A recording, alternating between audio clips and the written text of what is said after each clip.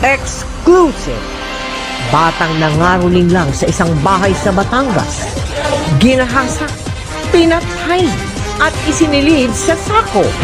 Sa Iloilo, grupo ng mga nakainom na kalalakihan nagrambulan. Kulikam naman sa Antipolo, driver ng modern jeepney. Malapit ang binaril ng nagpanggap na pasahero. Patay.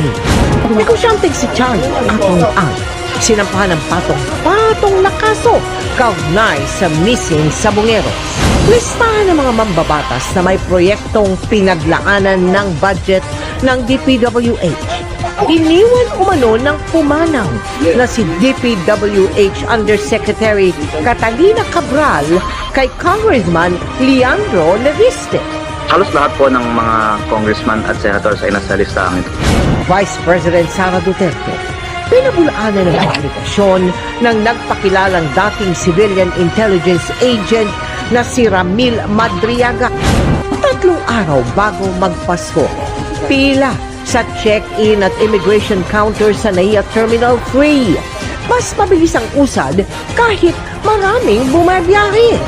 Mga naghahanap ng abot kayang pangregalo, dagsa sa Divisoria sa huling Lunes bago magpasko. Mga sikat na handa sa Noche Buena tulad ng hamon, nagmahal, at Asia's multimedia star Alden Richards gaganap sa una niyang international film.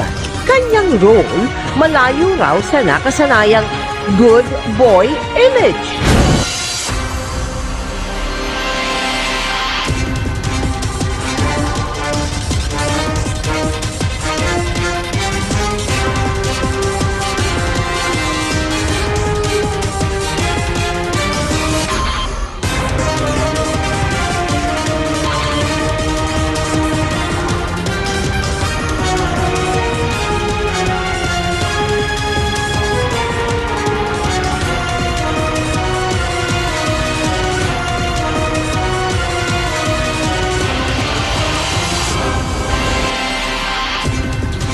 Magandang gabi po, Luzon, Visayas at Mindanao.